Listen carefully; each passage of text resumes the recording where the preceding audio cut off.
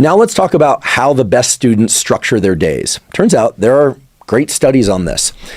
There's a really nice paper, in fact, that surveyed close to 700 students. These were medical students, approximately equal number of male and female students, and analyzed the most useful learning habits.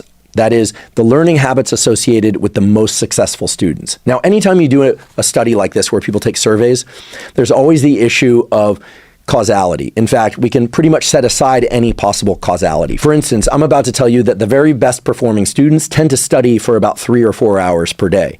But you could easily say, well, they're the best students because they study 3 or 4 hours per day. They don't study 3 or 4 hours per day because they're the best students. And you'd be exactly right. Okay, we can get into all sorts of discussions about correlation versus causation, about reverse causality, and on and on. However, none of that is the point here. The point here is to establish what are the habits that the most successful students seem to incorporate over and over again, regardless of what classes they're taking, regardless of where they are in their arc of their learning trajectory. And so what we know based on this study, and I'll provide a link to it in the show note captions, is that there are at least 10 study habits that the highly effective students use. I'm going to focus on the top 5 or 6 just for sake of time, because it turns out that most of the effect, it appears, of being a better student can be attributed to these top 5 or 6 habits. First of all, they set aside time to study. They literally schedule time to study. Now, this probably serves several roles. The first one is that they are able to clear out other distractions, and in fact, that's the second thing that they do. They are very effective, or they make it a point of putting their phone away and off, of isolating themselves. That's right, they're not studying with other people, they study alone, which is not to say that people who study with others cannot be effective in their studying, but the best performing students seem to study alone. They put their phone away, they tell their friends and families that they are not going to be able to be reached during that time, and yes, they study for 3 or 4 hours per day, but they break that up into a couple of different sessions, typically 2 or 3 sessions. So they're not doing a 3 or 4 hour studying bout all in one shot.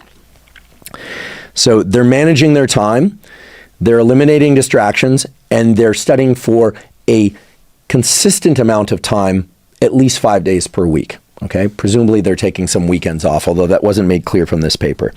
The other thing that they do, and this is very important, is that they make an effort to then teach their peers, to teach other students in the class. Now, some of you may be thinking, and I'm thinking back to college here, mostly, that if you spend all this time learning the information and you are in a competitive scenario with the other students, that teaching them the information is kind of a freebie for them and is harder for you, meaning you're putting yourself at a competitive disadvantage, or you're giving them an unfair advantage for not having done the work. Now, while this paper didn't do an analysis of whether or not these students that served as the learners from the other students got an unfair advantage, it's very clear that students who make it a point to learn material in isolation, then bring that material to other students in the same course and teach them, perform exceedingly well in comparison to the other students. So don't be afraid to be a teacher of your peers in order to test, this is key, to test and develop mastery of the material. Now, in my laboratory for years, we used to have a saying, which I simply picked up from the laboratories I was trained in. I didn't come up with the saying, which was watch one, do one, teach one. And that was referring to doing surgeries or suturing or doing an antibody reaction or a Western blot or things that you do in laboratories.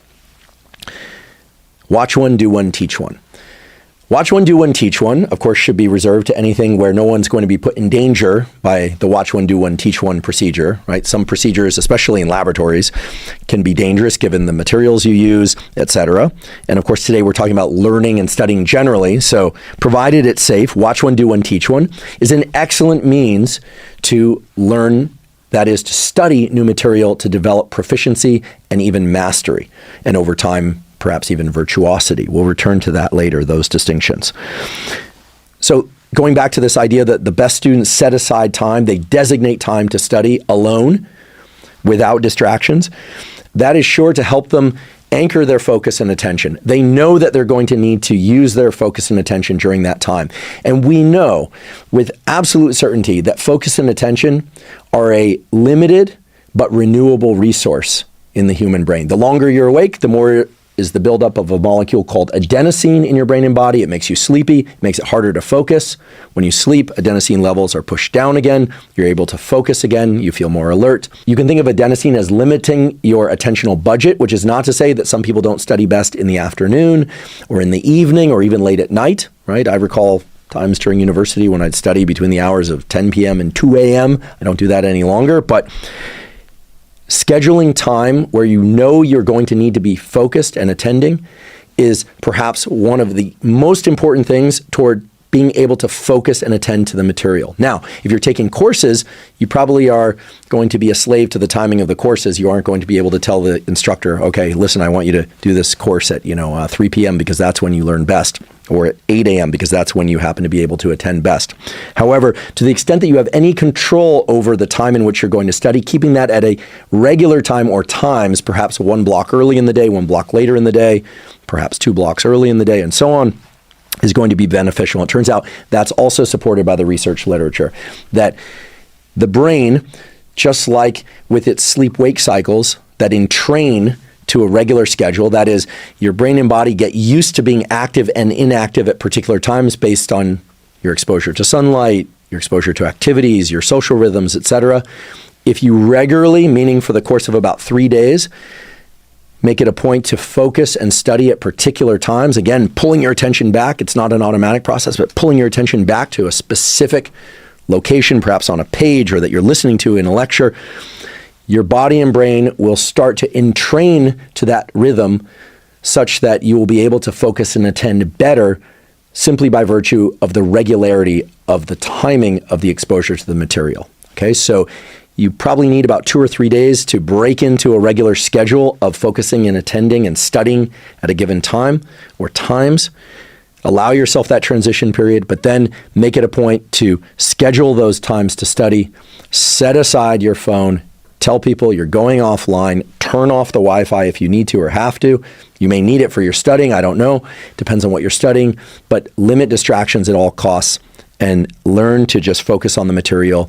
And this is a skill. This is the most important thing to understand. It's a skill to be able to focus and study. And it's a skill that you can learn very quickly, especially if you schedule it for regular times and you give yourself 2 or 3 days in which to adapt to those schedules and times and then try and stick to them as regularly as possible, perhaps even on the weekends if you're approaching the end of the quarter or semester, perhaps even on the weekend, even if you're not in the quarter or semester.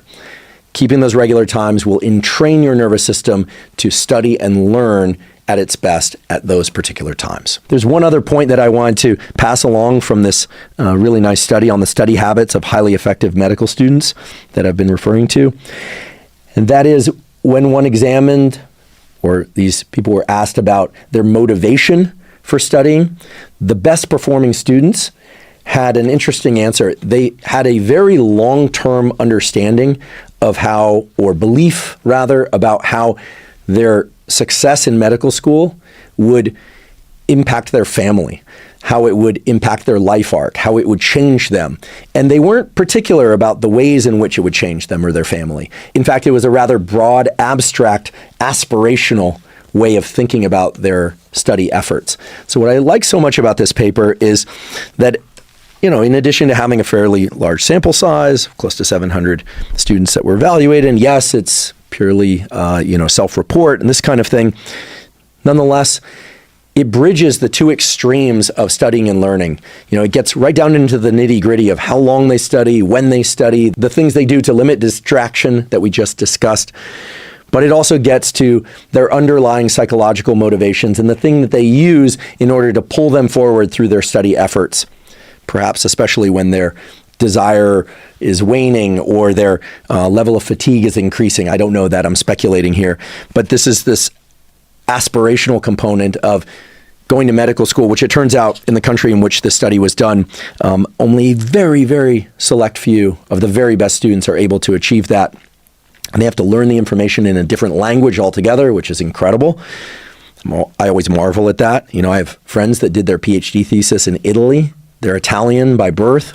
They now happen to run a laboratory in Italy. And they had to do their PhD training and write papers and give their thesis dissertation and defense in English, even though English was their second language. So talk about a challenge, and that's just one example that I can think of. There are many examples of that.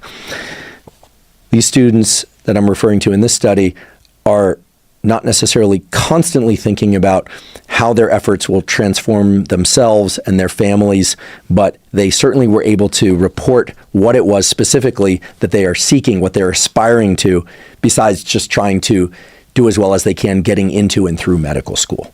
So the high-level aspirational stuff within you, whatever that is for you, it's going to be highly individual, is certainly important, and it offers a bookend to the nuts and boltsy kind of stuff that you're going to do, I would hope, in order to best study and learn the specific material, so the specific actions that you're going to take each day to learn specific bits of information that will pull you toward those important aspirations. And now again, if you love the material you're learning, this aspirational component is probably not as important, right? I can recall during university and graduate school and so on, thinking, oh my goodness, this is like the coolest thing I've ever heard. I'd probably say that about a million different topics. Like, oh my goodness, circadian rhythms, seasonal rhythms, melatonin, neural circuits, dopamine. I was just awash with excitement about what I was learning. But of course, sometimes I would take a course where the material was, I don't know if it was more challenging or not, but I had a harder time getting engaged by the material, either by virtue of how it was being taught to me or the material itself.